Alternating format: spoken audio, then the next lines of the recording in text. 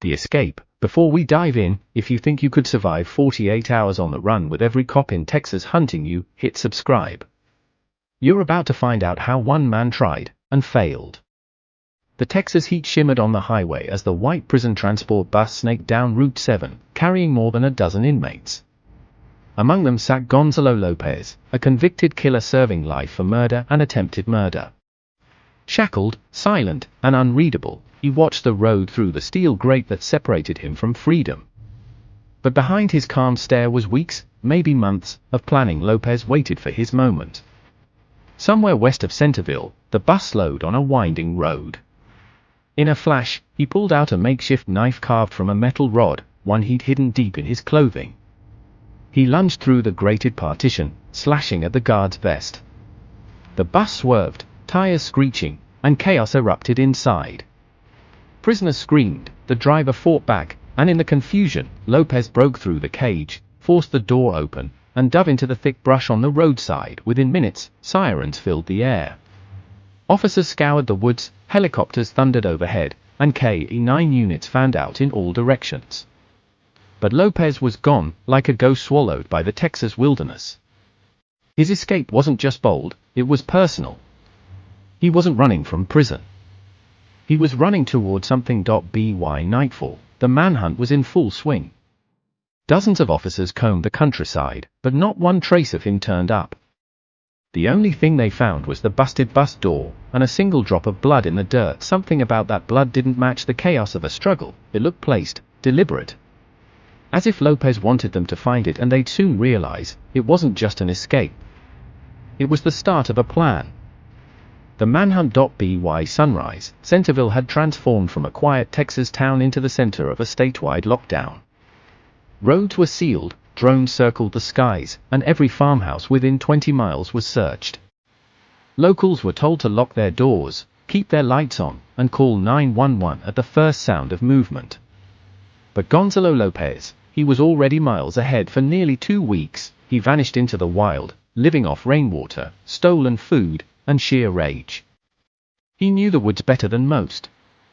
Years before prison, he'd worked along those same rural routes, fixing fences and clearing brush for ranchers. He understood the terrain, the distances, and exactly where a man could disappear. Each night, he moved farther south, watching news reports of himself on stolen radios and laughing quietly at how wrong they were about his location. The Texas Department of Criminal Justice was under fire. Reporters demanded answers. How could a high-risk inmate escape a secured transport? Every day that Lopez stayed missing was a reminder that something had gone terribly wrong. But what investigators didn't know was that Lopez wasn't just hiding, he was hunting. 48 hours before tragedy struck, a surveillance camera caught him near a country road, half covered in mud, dragging what looked like a fuel can toward an abandoned barn. Inside that barn, officers would later find a sleeping bag, empty food cans, and a child's toy, evidence he had broken into nearby homes.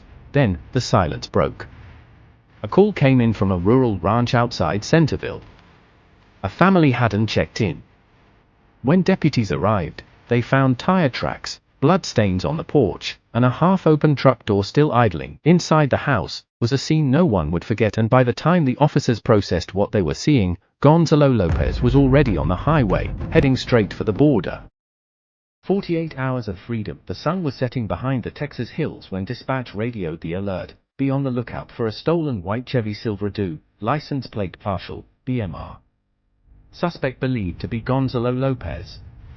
For 48 hours, the man who had outsmarted a transport team, evaded helicopters, and crossed through miles of ranchland was finally exposed. Every officer within 100 miles was on edge, knowing Lopez had already proven how far he was willing to go to stay free. But what no one expected was how it would end, brutal, fast, and tragic. When the sheriff's department entered the rural ranch house that afternoon, the silence was deafening. The air was thick, heavy with something unspoken. A man and 4 children had been found dead, victims of a crime that shattered even the most hardened deputies. The man, Mark Collins, was a respected community member. The children were his grandsons, aged between 11 and 18. They had gone up to the family ranch to fish and enjoy a weekend away from school. Investigators quickly pieced it together. Lopez had broken into the home earlier that day. He waited for them to arrive. The moment they stepped inside, his path to Mexico became their last breath. He took their truck, guns, and cash.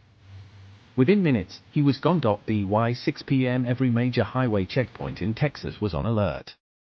A stolen vehicle matching the description was spotted near Atascosa County, about 220 miles away. A DPS officer, driving an unmarked vehicle, spotted the white truck refueling at a rural gas station.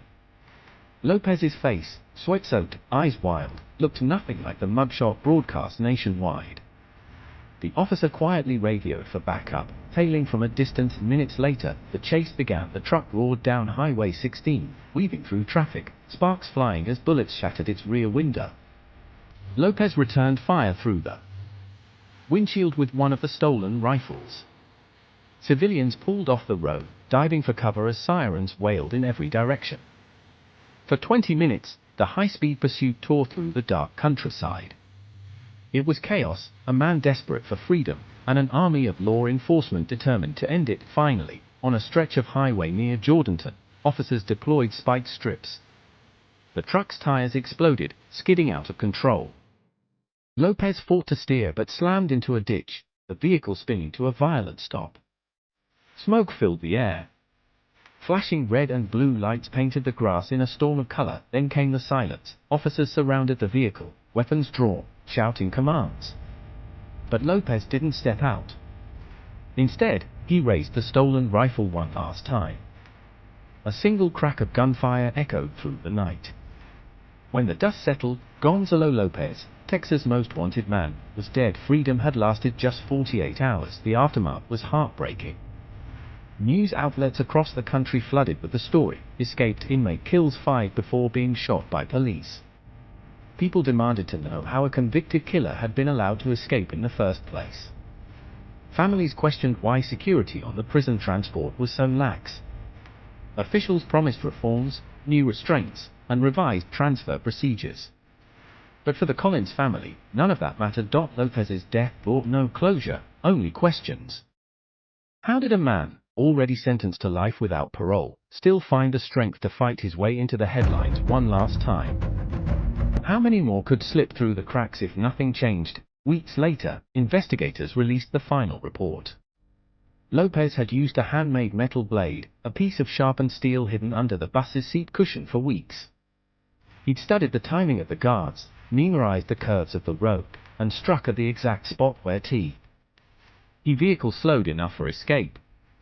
Every move was planned. Every second, calculated. But what no one could explain was why. He had no allies, no outside help, no realistic path to Mexico. Some said he wanted to die free rather than old and forgotten in a cell. Others believed it was vengeance, a last rebellion against a system he despised. Either way, the chase was over. On the evening after the shootout, the sheriff stood before reporters, voice steady but eyes hollow. "Gonzalo Lopez will never hurt another soul again," he said.